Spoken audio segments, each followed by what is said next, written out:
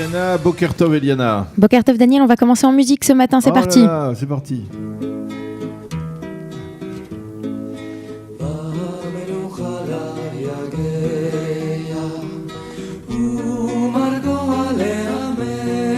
Comme c'est beau. Ça vous dit quelque chose? Ouais.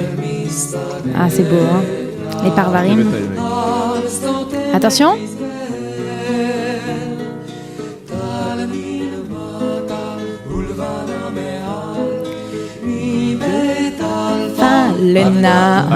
Voilà, c'est bon. C'est notre introduction ce matin. Shir Haemek, le chant de la vallée, qui est un poème écrit par Nathan Alterman, mis en musique par les Parvarim qu'on vient d'écouter. Et je vous mets cette chanson ce matin parce que je veux vous parler de cette ville qui est dans le Haemek. Enfin, c'est pas une ville, c'est plutôt un moshav, le moshav de Nahalal. On va voir tout de suite une photo d'une moshav de Nahalal, dans quelques instants. Et de sa forme incontournable. Sa forme incontournable, mais je vais expliquer ça dans quelques instants. Et donc, on repart un petit peu en arrière. Aujourd'hui, nous sommes le Chet Elul, le 8 Elul.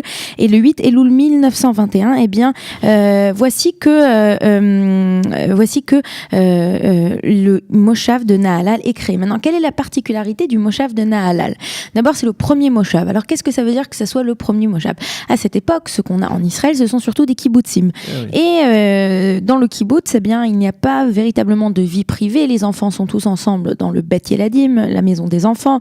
Et il y a des personnes, ça les dérange un petit peu. Et des anciens de Dgania, donc du premier kibbutz, décident de s'organiser à partir de 1919 et de créer, ainsi à la date d'aujourd'hui, le Chet Elul 1921. Eh bien, le premier moshav qui va s'appeler Nahalal. Alors pourquoi Nahalal? C'est l'occasion de parler ce matin d'une théorie très très intéressante. Il se trouve qu'à côté de Nahalal, on a un village arabe qui s'appelle lui Ma'aloul. Et en fait, on part un peu en arrière, mais on va y revenir. On part un peu en avant, pardon.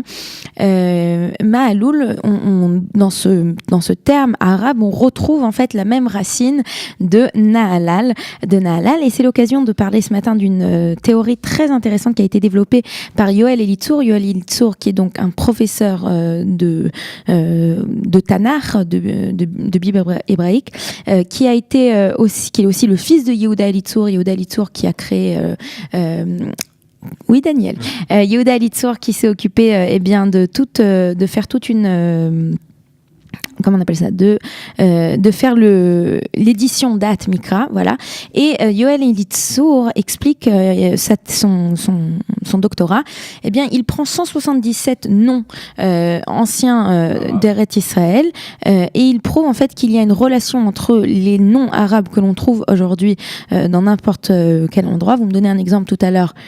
Majdal, qui en fait, eh bien, si on le relie de façon hébraïque, c'est la ville de Migdal, dont on parle déjà dans le Tanakh.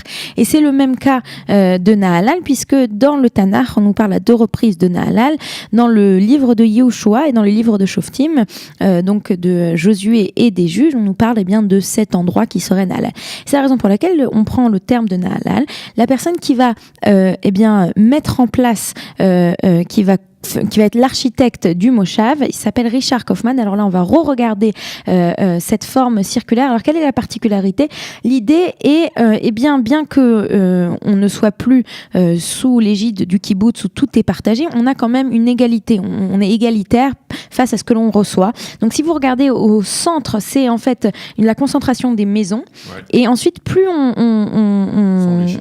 Pardon? Ce sont les champs. Oui, plus on s'éloigne du centre, plus les gens reçoivent des champs qui sont, tout le monde reçoit en fait la même parcelle de terre, exactement. Donc c'est cette forme qui est très connue. Dès que vous avez un film sur Eretz Israël en particulier, que vous montez dans l'avion, on a un moment une image de Nahalal. Alors Nahalal, pourquoi est-ce que aussi c'était un moshav qui a été connu? D'abord parce que c'est le premier moshav, donc il faut le dire. Ensuite, il y en avait plusieurs. C'était le moshav de Moshe Dayan. C'est le moshav de Moshe Dayan. Son père Shmuel Dayan faisait partie de cette kvutza, de ce groupe qui a décidé de créer Nahalal.